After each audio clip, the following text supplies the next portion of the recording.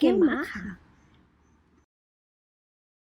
Doña María Teresa de Borbón y Vallabriga, marquesa de Boadilla del Monte y nieta de Felipe V, posa con 19 años de edad, embarazada de su única hija, tocada de espigas que simbolizan la fecundidad y luciendo en el dedo corazón un esmalte en miniatura con la esfinge de Godoy.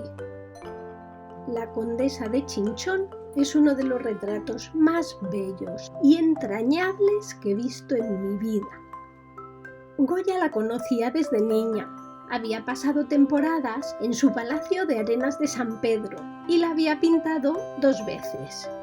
Con 4 añitos, mantilla y perrito, en un retrato donde aparece de pie, con la Sierra de Gredos al fondo, y también en el cuadro de la familia del infante don Luis, donde su padre, el infante don Luis Antonio de Borbón, hijo de Felipe V y hermano de Carlos III, aparece de perfil haciendo un solitario con las cartas.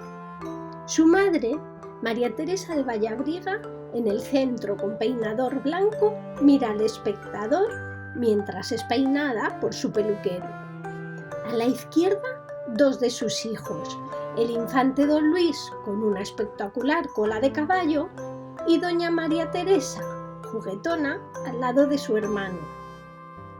Detrás de los niños, Antonia y Petronila llevan un tocado para el peinado y una caja de esencias. Agachado y en penumbra, el propio Goya pintando, y a la derecha, la niñera Isidra con María Luisa en brazos y otros personajes relacionados con la corte. Debido a su vida libertina y a su matrimonio morganático con doña María Teresa de Vallabriga y Rozas, de la baja nobleza aragonesa, o tal vez por el miedo de su hermano el rey a que pudieran crear problemas de sucesión, el infante don Luis fue desterrado de Madrid y privado de todo derecho al trono. Sus hijos no podrían llevar el apellido Borbón ni ostentar el título de infantes de España.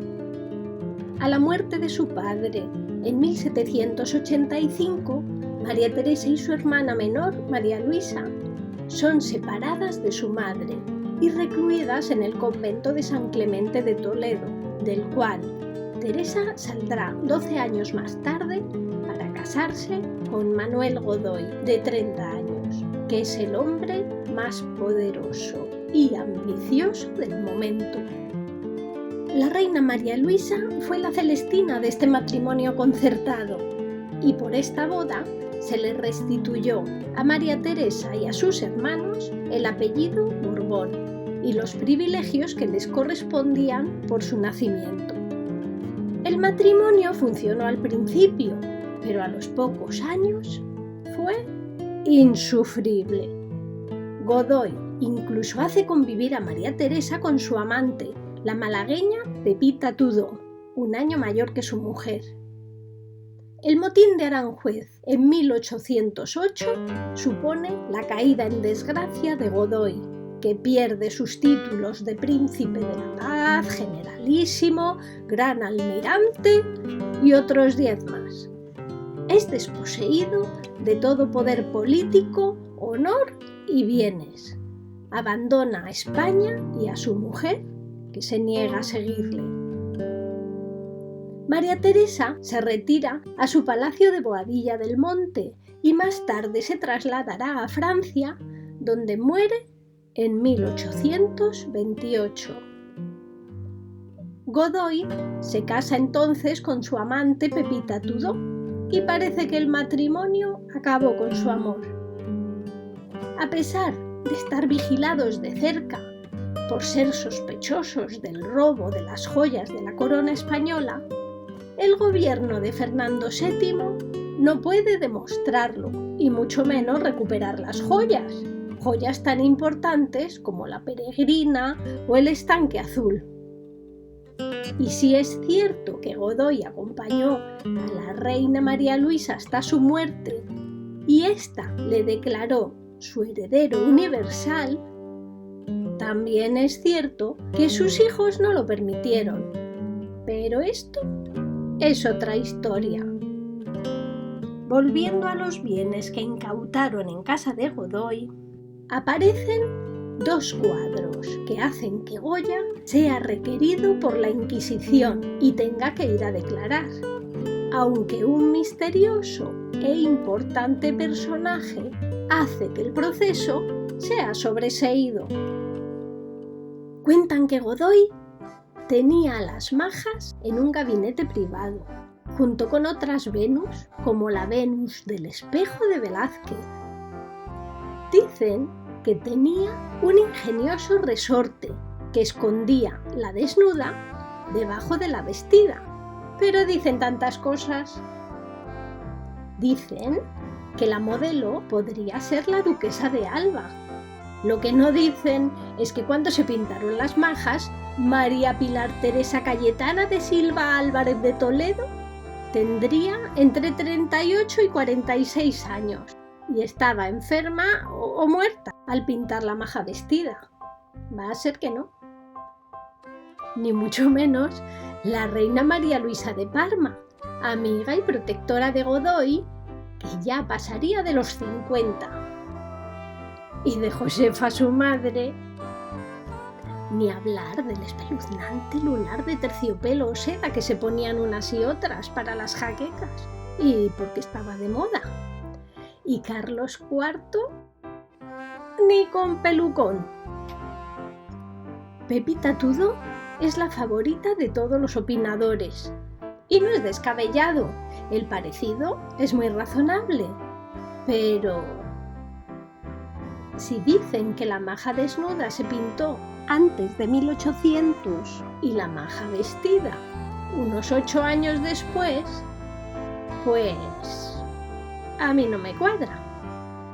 Para empezar, el rostro de la maja vestida no está mal para ser una señora de 20 y tantos, pero el de la maja desnuda, ¿qué queréis que os diga? Me parece un pegote. Mi teoría es la siguiente. La maja desnuda fue María Teresa de Borbón, recién casada con Godoy, y no me preguntéis cómo consiguió convencer a su inocencia. Pero no sería difícil, dada la diferencia de edad, el encanto y dotes de persuasión de su mundano marido, y ella, casi una niña recién salida del convento de monjas. Es innegable que ese cuerpo modelo corsé cuadra perfectamente con su clase, con su piel clara, de vello rubio, e incluso tiene el cloasma típico que nos indica que ya está embarazada. ¿Pero qué pasaría con el cuadro cuando el matrimonio naufragara y Godoy regresara a su antiguo amante? Pues muy fácil. Cambiaron el rostro de María Teresa por el de Pepita, y todos contentos. Todos menos Goya, que por lo que se ve no lo hizo con muchas ganas, y el Museo del Prado, que todavía no ha encontrado la cara escondida, pero vamos a darle tiempo. Seguramente Goya se le hubiera pasado muchísimo mejor repintando el rostro de Godoy, o el suyo propio tal vez. Uy, este sí que le va bien.